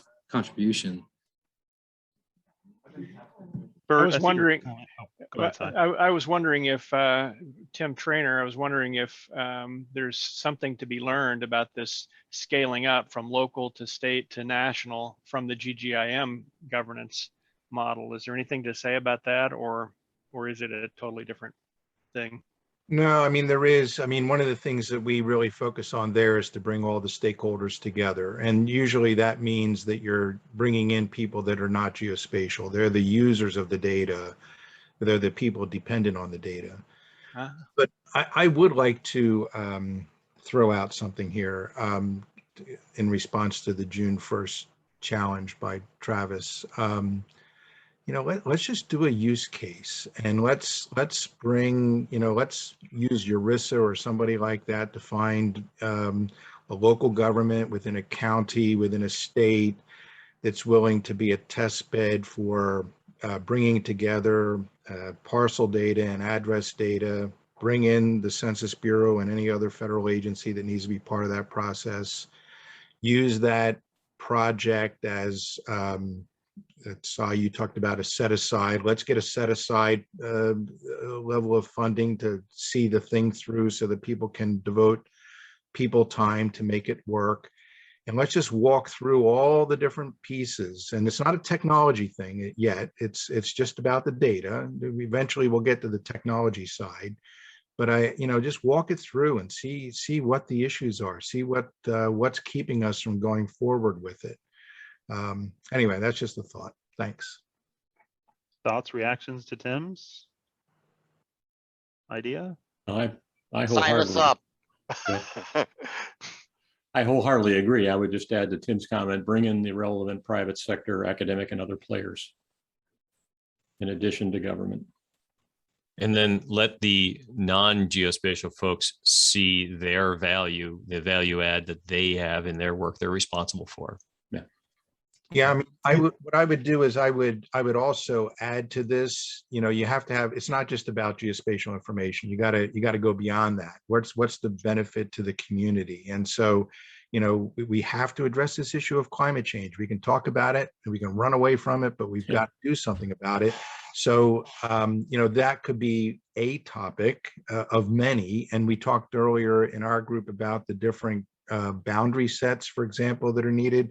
You know, you could start to really weave these things together without really too much difficulty, as long as you have the right people bringing those things together. Thanks. I was going to say was that I was in group 3, and I really appreciate this this discussion with what we can do with communication. And I know I think I seen Garrett on here also. I'm kind of wondering how the tribes would be involved with all this. Like right now, I'm heading up on Quit Trouble Broadband Project, PSAP also. So it's GIS is very critical in that. GIS pretty much, I know when we had it in group 3, I think it was Kent from, not sure where he was from. He mentioned that, you know, when you get GIS involved, some people who kind of are scared of it, or they kind of back off from it because they don't know. But with the tribes, I think Garrett can back me up on this, is that it's like that. I think, you know, we don't have a GIS like for CRIT, we don't have a GIS department. I work out of water resources, and then I taken on the position of planning, director of planning. So GIS follows me for wherever I go, and it's very important. So I'm just trying to figure out exactly where the tribes can be involved. I know that, well, Garrett's kind of our leader with Tribal GIS, so he would, I mean, I would assume I would take the, you know, I would lead, I mean, he would take the lead, and then I think it would kind of bounce off the rest of the tribes. When we deliver, you know, any information or data, we always have to go through council, and each tribes are different. So there's always a chairperson. The tribal government's a little different for each tribe. So but I just wanted to put that in there. Where can you guys utilize the tribe somehow? And if you need to contact me, I think the contact person that I was kind of working with was Karen Rogers, I think it was. And for Arizona, the AGIC, I know some people there. I haven't been to there in person, but it's just only because of COVID. So, this is very interesting. It's very, thank you. Travis, I have one more point if I could. Go ahead, Jim. Yeah, one thing I often look around for in other counties when, you know, I'm trying to develop my GIS strategic vision here and how it's going to align with what's going on in the county is a strategic vision, right? A document that can be useful. And I find that, you know, even myself, I don't have one.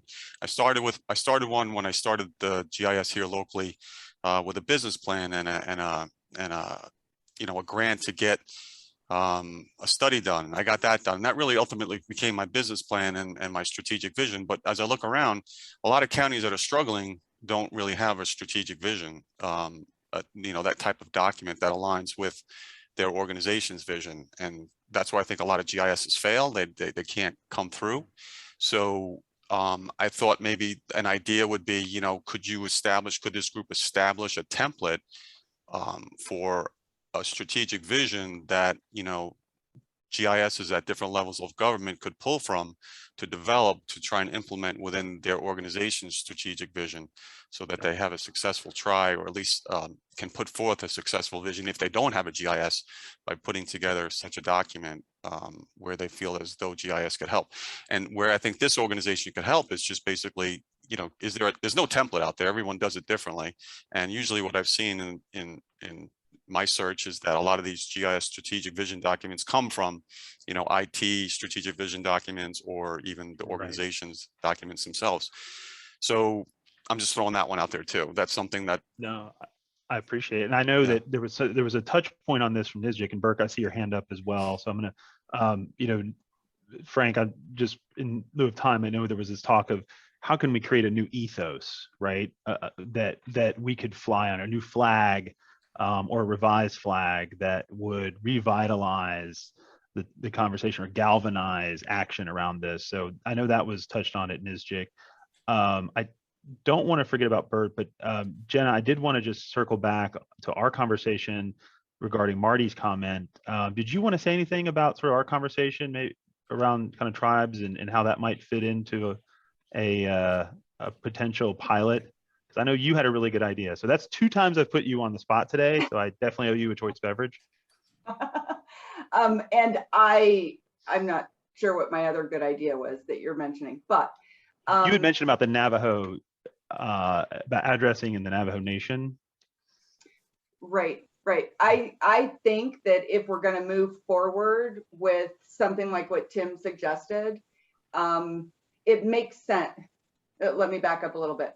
Tim's suggestion makes sense to me. We can identify pain points. I think we can identify the challenges. I think doing that at a smaller level, maybe we can cross boundaries to get at what the pain points are across state jurisdiction, right? And what that looks like. But I think we have to include the tribes. We have to. That is one group that is underrepresented, and I'm really grateful that Marty and Garrett were able to join us today. Absolutely. And they have a unique perspective that we need to listen to on as a whole, as a community. And I think this gets back to the conversation of communication, right? They have a unique perspective that will help us to form a framework that works, to form a process that works. I believe strongly that way. I just Thanks, really Jenna. Can I add to that? If I so, and this is in response to the comments just made, as well as Marty's comments, because we can't let that go. Add to the criteria that we need to find, and this is where Garrett could also help us find an American Indian reservation that is kind of within another part of government, county, say, for example. I would stay away from the Navajo just because it's so big and it's so broad. So that wouldn't be a good starting point. That's something we want to get to. But find because there are 500, give or take, Indian reservations across the country. So, find one that we can use as part of the criteria for the areas that are selected as part of this exercise, because you have on and off reservation issues that need to be addressed over time. And I think that this is a good opportunity to at least have the data framework in place to at least begin that process. Thanks.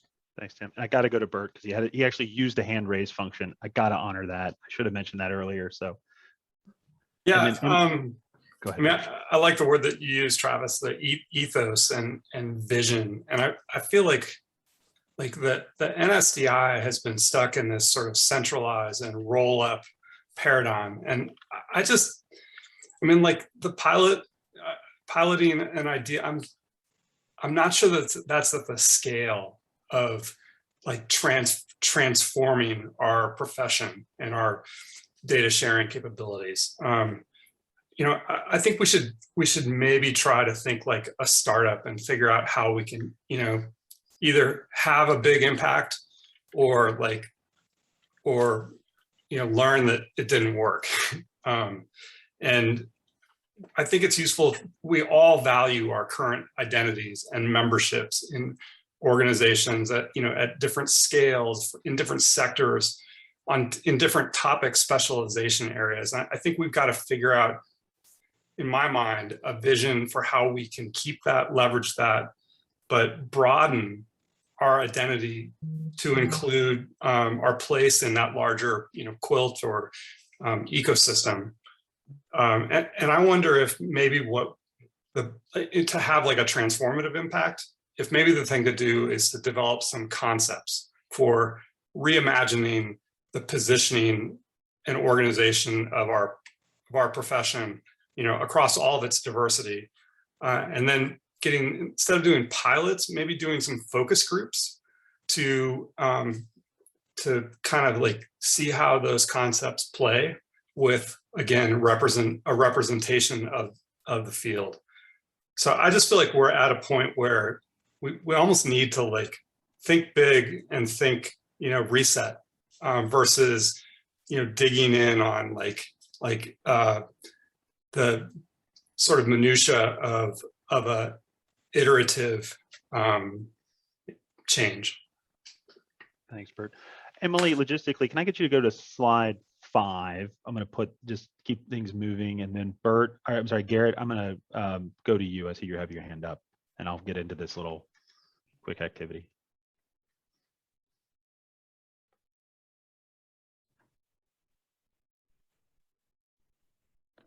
I'm here, Travis. Just let me know when you're.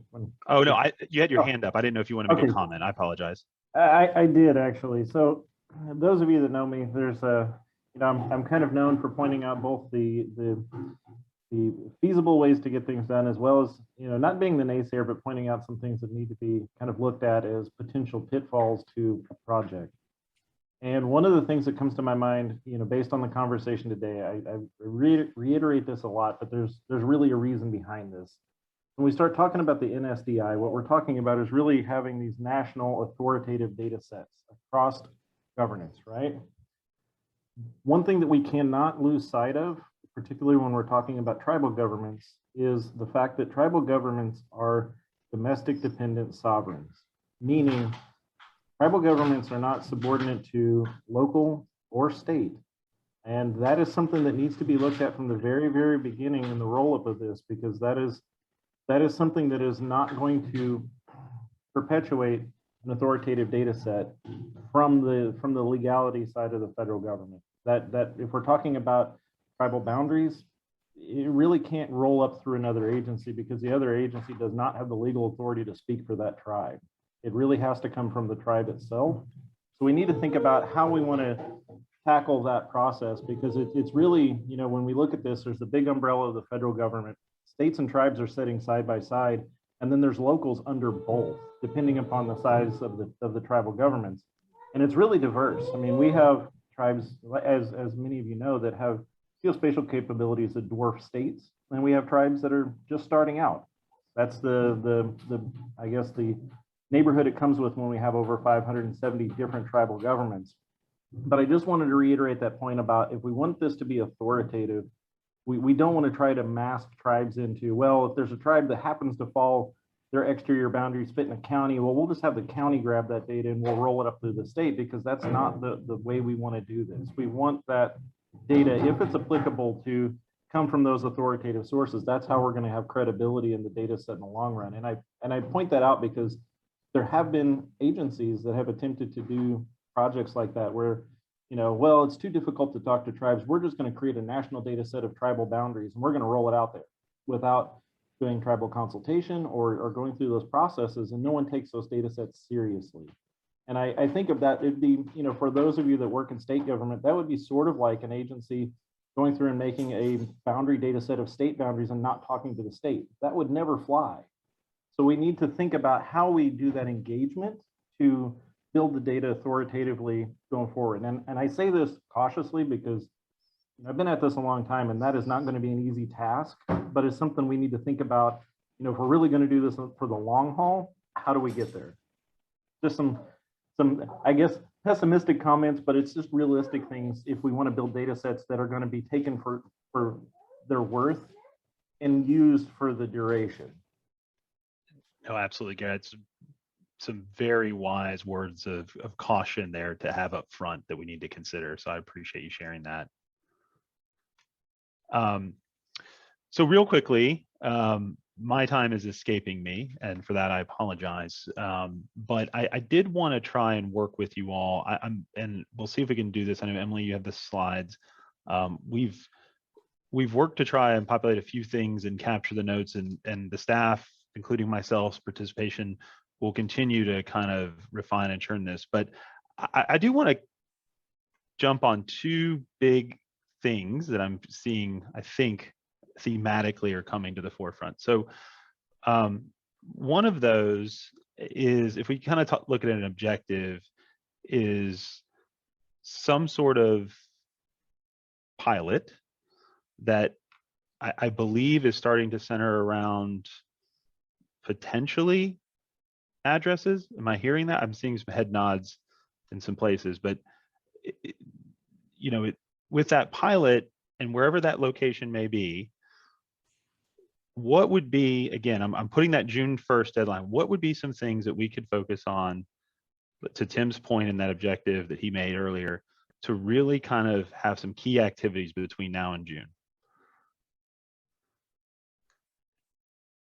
And then while you're thinking about that, the second piece as an overarching objective is I want to have this big swing for the fence one in there. And that's not to say that we're going to do it, but Bert, your comment of, a major reset.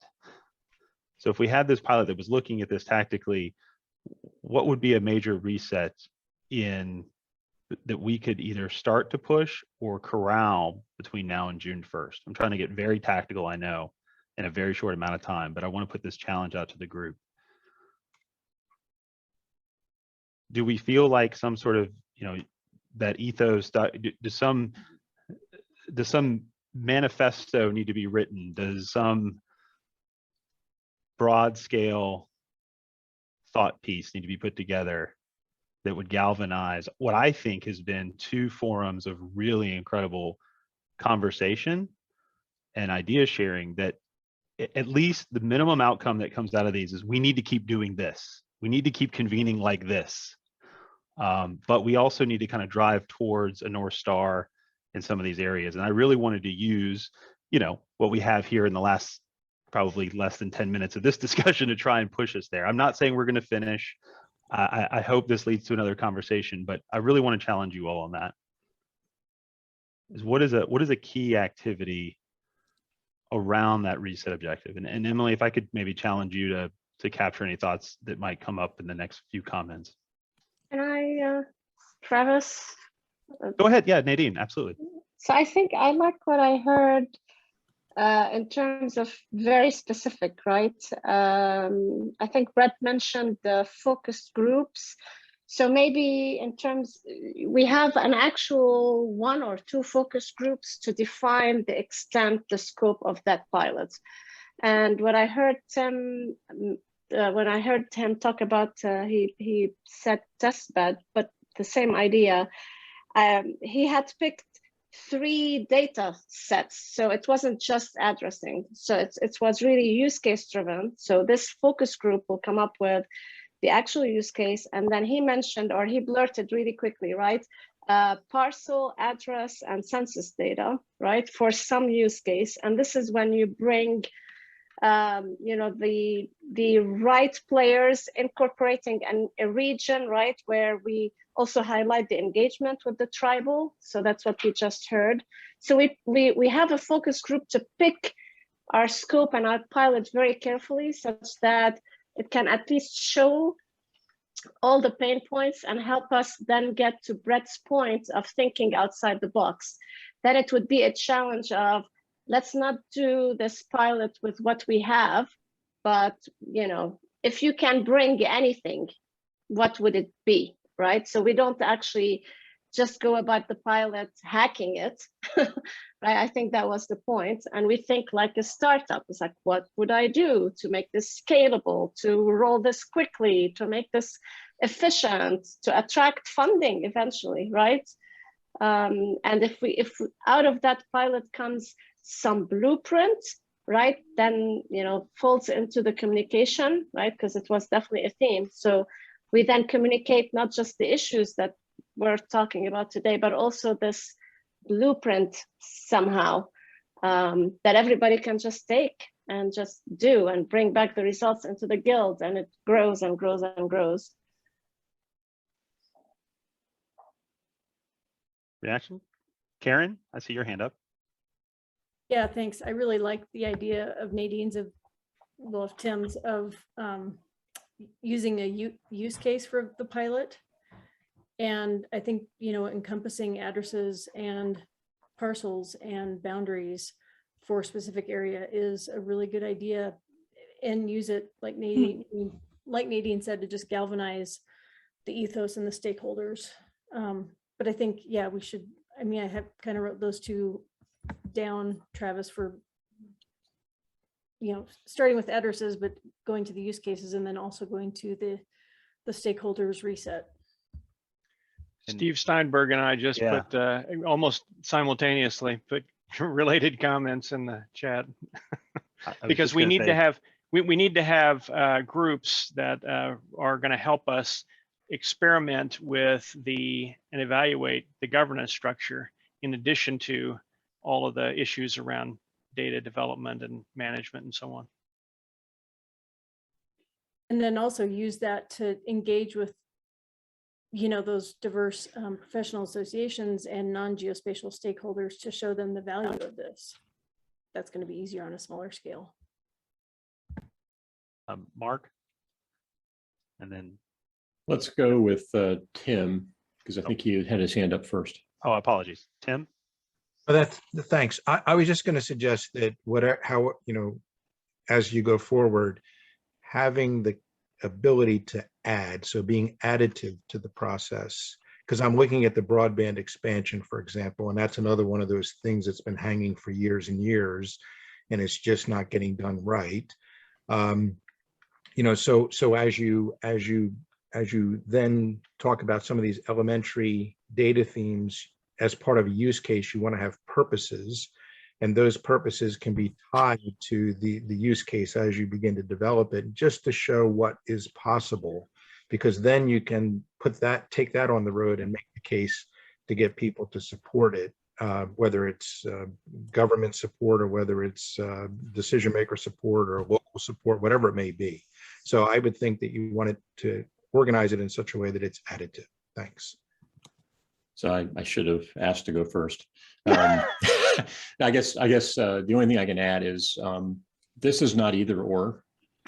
I think a pilot is essential for one area of focus and discipline to better understand what's possible and to bring in additional players that can show how to solve it more efficiently and better. I think that allows you to create a communication plan across the entire community that's involved in that. And I think Bert's idea of a reset can also flow, starting with a strategic vision and looking at a set of mechanisms by which that can be examined and roll out. But I think Tim's comment was right on point, is that by developing and executing a pilot well crafted against a use case or set of use cases and those who benefit from those use cases and provide to them, that's going to be absolutely key, because then it becomes the exemplar necessary to scale, to communicate, convince, and scale.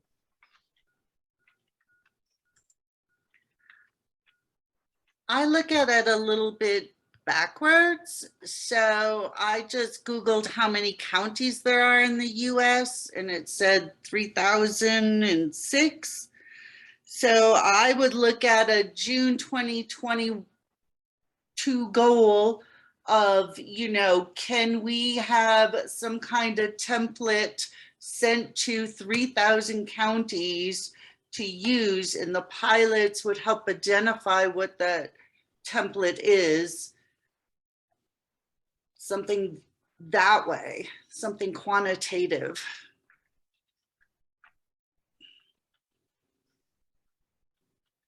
Okay, thanks, Judy. And Mark, do you still have your hand up, or are you? Okay. Nadine, I want to do a quick time check with you. I think I'm 2 minutes over my allotted time, so I want to make sure that there's enough time to look at some of the opening comments. Good stuff. Okay. No, this is good stuff. All right. You can see Emily and I furiously trying to write and scribe in the PowerPoints with the time that we have. So we're going to give this, once, twice over, and kind of some ideas, and maybe, bring that back to the two orgs to see if they want to, redistribute some ideas to this group as potential concepts. But I also want to think about, so we talked a little bit about governance models, new pilots, but do we have a better idea? We kind of around who might be a sponsor or host to this? Are there key sponsoring organizations or agencies or things that we need to have or engage between now and, say, a June 1st deadline? And if so, who might those be? If there's a federal GIO that's on the webinar, I'd challenge them now. I know we had a couple had to drop off to go to other meetings. Well, if I could pick up on, the professional associations that we talked about earlier, we through, I think, was it Dr. Stephen who put out that message, thank you, about how we reach out and build that list. And then from there, within those organizations, you could identify an agency that's looking that we could pick from. As I'm listening, I'm thinking like this could be like an episode of This Old House, where you go in and you help them build their GIS program, and then you step out and you leave it, and then you show everybody what a great job you've done, and then how you can do it. Because you know, as I think about a use case, I think about my own GIS program, and even here in the county, we've got other GIS programs at the local, real local level, town level, and they're all unique. They've all got their uniquenesses. And, you know, to put one program, you know, as a use case and say, hey, this is how we can do it for you, it's everyone's going to look at it and go, okay, that worked for them, but you know, I've got this uniqueness and I've got this and that, so it's going to be difficult for that to take place here. So I don't know, do you reach out to the local associations, find an entity that needs help, this group steps in, helps them build the program, and that's the use case, and you know, you showcase that. Yeah, there was a concept we used to have periodically at DHS. It was called a car wash for data, right? It's like sometimes you come in and it's just a little bit dirty, so you just need the rinse. Sometimes your data is really dirty, you need the full on detailing, and leave your car here, leave your data here with us for a while, and we'll work on it with some folks and bring it together. But I like that.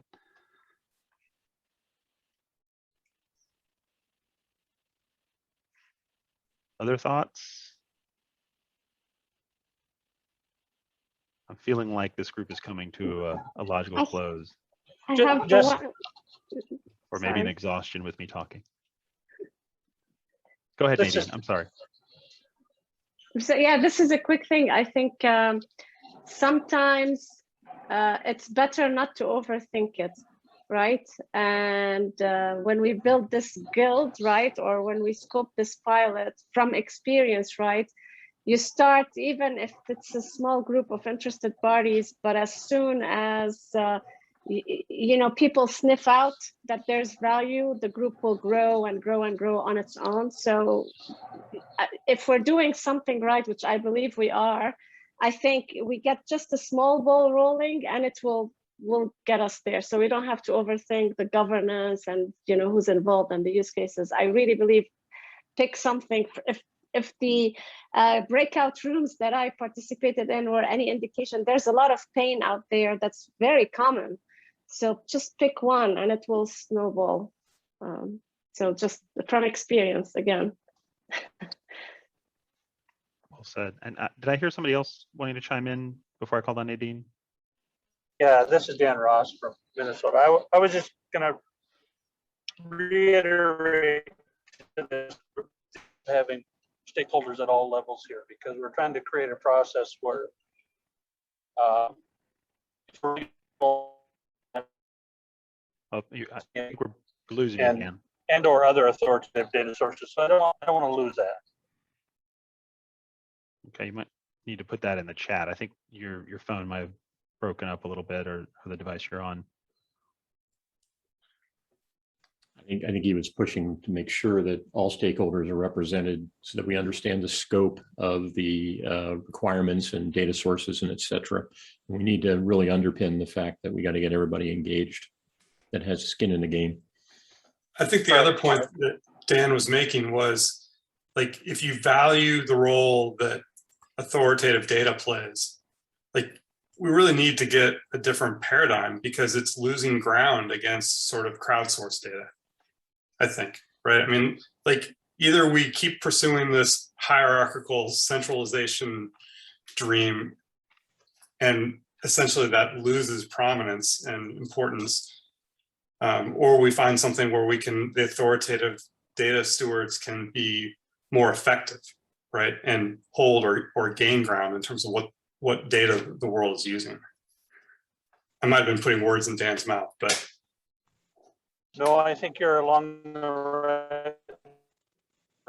Not forget about the stakeholders and the source of the data.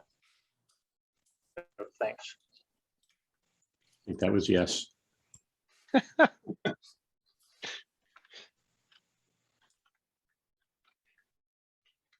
Well, just one quick comment along those same lines that Bert was just talking about. I mean, just to use the street road center line as an example, you've got OpenStreetMap built from, you know, crowdsourced data, and you've got our authoritative statewide road center line file.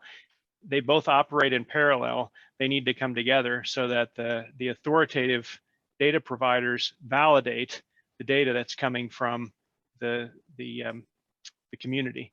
And if we can make that happen, then you can actually rely on the data that everybody is putting together to get an ambulance to the right place at the right time. It's one thing to deliver your pizza, but when you need to get somebody to the hospital, you need to have authoritative data. And so we need to find a way to collaborate and bring those two streams together. Great. I do see it's about 3:25 or 3:26. I offered up to our chairs if you need about 4 or 5 minutes of wrap up, or you want to kind of continue. I think to respect everybody's time, let's wrap it up. I'll say a few words. Maybe Jenna, you'll say a few words on behalf of NSGIC. I think my words are very few. Thank you is the first 2 words. Thank you for your time, for your engagement, and for thinking, big and collaborative. So this idea of guild is, it's so actually inspiring in many ways. And I think it's up to us to keep to grow the guild. We have a lot of homework to do, as as we've just discussed. But I'm trying to think in terms of follow-up. At the very least, we should share the Jamboards and the notes, maybe a synthesis of the notes and the swim lanes. And then I would say, regroup to figure out this plan until June that Travis, gave us as a challenge. Otherwise, really just thank you. I've learned so much, many aha moments. But again, there's a lot of pain out there on what I thought, things that we never knew about as regular citizens, right? The parcels and the addresses. And if we're gonna go from this to the climate change, I think also in a way we have a long road ahead of us. So we really need to get together really urgently. So this has to happen quick.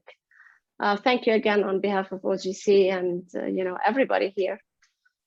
Jenna? Yeah, I would echo what Nadine has said.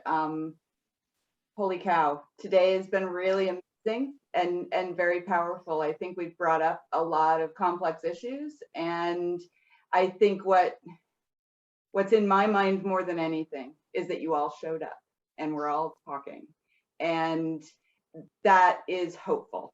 And that means that while this collaboration problem is challenging and has many, many facets and is very complex, because all of you showed up, we can do this together. And, that's our strength at NSGIC. We are collaborators, we are communicators. I am just very, very impressed by all of you. So thank you very much. As Nadine said, we have work to do. And I think we can solve it. I think we can move forward. You are all very hopeful. So thank you. And I would just issue one more chance in honor of the Guild. If you have your video and you're able to turn it on, I would just love to see the patchwork because people's what makes this go around, and it really is sort of the kitchen table or the sewing room that we're all in to try and make this work. And I think, from Frank's standpoint and going beyond and doing what's right, I think that is really a mantra that has continued to drive this. So with that, I know I interjected, but leave it up to Frank or Mark or one of you any closing remarks too. Just going to get a screen capture here, and I agree wholeheartedly. This has been a wild afternoon. Let's keep it going. Yeah, absolutely. I am so thankful for all of your time and input. I think we're going to have a difficult but enjoyable time synthesizing everything and coming back to you with some cogent recommendations. So thank you again. I know you're all busy, and this has just been a great interaction. I'm going to be following up with several of you to follow up on your concepts. So expect some emails and phone calls. Thank you.